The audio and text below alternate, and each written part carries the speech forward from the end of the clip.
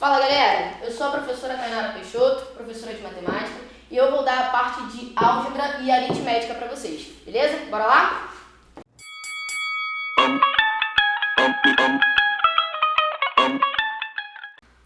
Bom galera, essa aulinha daqui é uma introdução a conjuntos numéricos. É uma introdução quando a gente for falar das 4 operações, que é adição, subtração, multiplicação e divisão, beleza?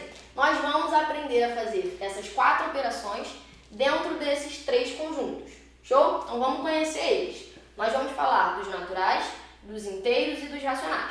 Aqui nos racionais eu ainda vou preencher o quadro com alguns exemplos, então não copia nada agora, deixa para o final do vídeo, ok? Vamos lá!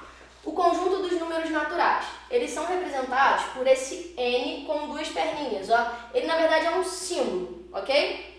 Não é uma letra do nosso alfabeto, ele é um símbolo que representa os números naturais, mas ele se assemelha bem a um N. Bom, quem são esses números? 0, 1, 2, 3, 4, 5, 1 milhão e assim por diante.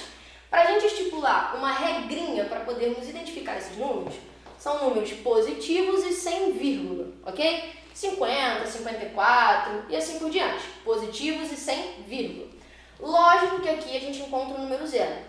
Ele não é classificado nem como positivo nem negativo. Ele é um número neutro, beleza? Mas ele também se encontra aqui no conjunto dos números naturais.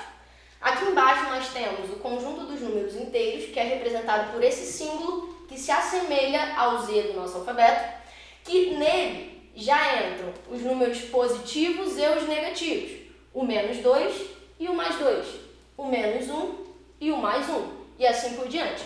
Eu coloquei aqui esses 3 pontinhos que simbolizam que essa sequência ela continua infinitamente para a direita, ou seja, números positivos, infinitamente para a esquerda, ou seja, números negativos, beleza?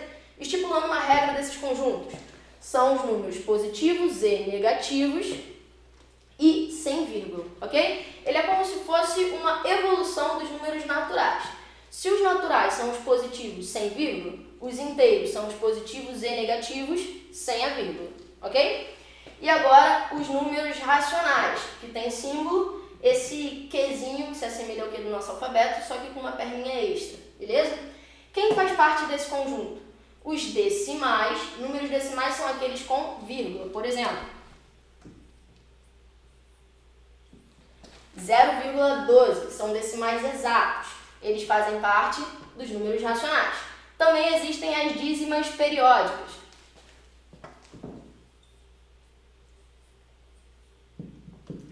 As dízimas periódicas são aqueles números com vírgula, ok? São decimais, porém após a vírgula existe um período. É o mesmo dígito ou o mesmo número que se repete infinitamente. Show? Também nós temos as raízes exatas. Raiz exata, raiz quadrada, raiz cúbica. Vou dar um exemplo. Raiz quadrada de 4 é exato. Por quê? A resposta é 2. Raiz quadrada de 5, por exemplo, já não é um número exato. É uma dízima não periódica. Se é uma dízima não periódica, não entra nesse conjunto dos racionais. Ok? Também nós temos os números inteiros. Os números inteiros são esses aqui em cima. São os positivos e negativos sem a vírgula. Por exemplo,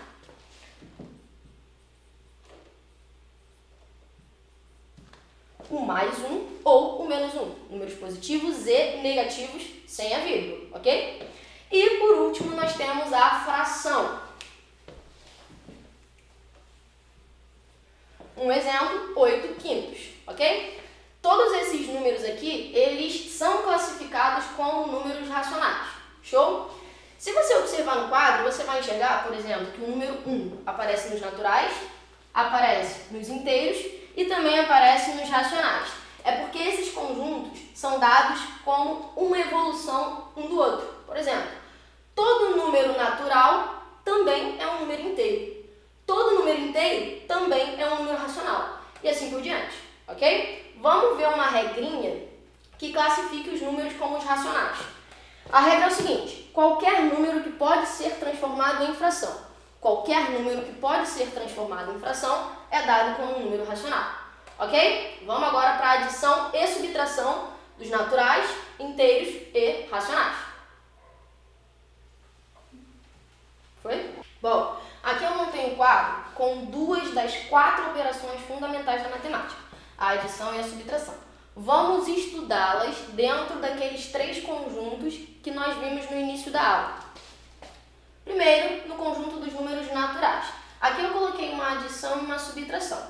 Para a gente armar a conta, eu botei no quadro 2 dicas. A primeira, manter dígito abaixo de dígito, dessa forma.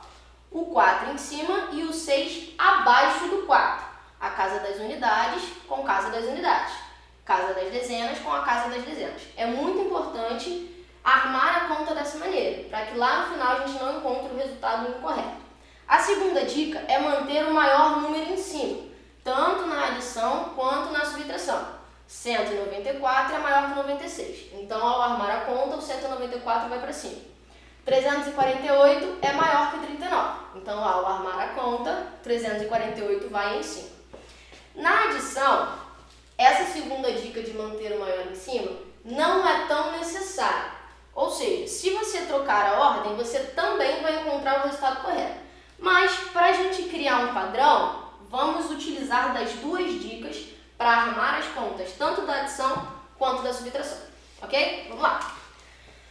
Ao somar 4 com 6, eu encontro o resultado 10. Fica 0, sobe 1. 9 mais 9, 18. Mais 1 que subiu, 19. Fica 9, sobe 1. 1 mais 1, 2. Percebam que embaixo desse 1 não tem dígito nenhum. Beleza? Então a gente considera esse cara daqui 0. Ele não vai acrescentar em nada. 1 mais 1, 2. Resultado, 290. Na subtração, a gente vai fazer exatamente da mesma maneira, seguindo as 2 dicas.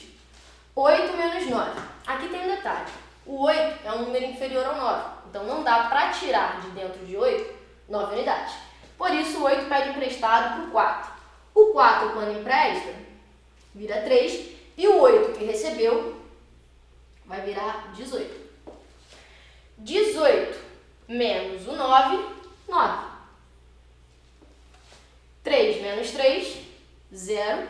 E esse 3 aqui acontece o mesmo que nessa conta. Ele não tem nenhum dígito embaixo para ser subtraído. Então, a gente mantém o 3. Ok? Vamos agora para os números inteiros. Nos números inteiros, existem números positivos e negativos. Eles fazem parte desse conjunto aqui. Show? E aí eu coloquei alguns exemplos, somando o número 2 e o número 5, quando o 2 é positivo e o 5 também. O 2 é negativo, o 5 também. O 2 é positivo e o 5 é negativo. O 2 é negativo e o 5 é positivo. São as 4 possibilidades de sinais quando eu somo ou subtraio 2 números. Dica: quando os sinais forem iguais, eu devo somar os números e manter o sinal dos 2 números. Exemplo, mais 2 e mais 5. Percebam que o sinal é igual. Então, o que eu devo fazer é somar o 5 com 2, 2 mais 5, 7. E também manter o sinal. Se aqui o sinal é positivo, eu mantenho o mais, ok?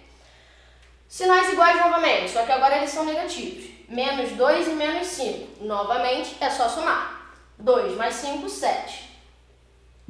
Mas como ambos são negativos, a resposta vai manter o negativo. Tranquilo? Segunda dica: quando os sinais são diferentes, eu devo subtrair os 2 valores e manter o sinal do maior valor. Dessa forma, mais 2 menos 5. Se os sinais são diferentes, eu vou subtrair os 2 valores. 5 menos 2 vai dar 3. E a resposta vai manter o sinal do maior número. Nesse caso, 5 é maior que o 2. Reparem no número isoladamente. 5 é maior que 2. Então, a resposta deve manter o sinal do 5, pois ele é maior. Resposta menos 3. Aqui, novamente, eu tenho um número negativo e um positivo. Então, o que eu devo fazer, já que os sinais são diferentes, é subtrair os números. 5 menos 2, 3. Mas observe que eu devo manter o sinal do maior. Nessa minha quarta continha, o maior continua sendo 5. Porém, o 5 agora tem o sinal positivo. Então, a resposta mantém o sinal positivo. Ok? Agora, indo para o conjunto dos números racionais.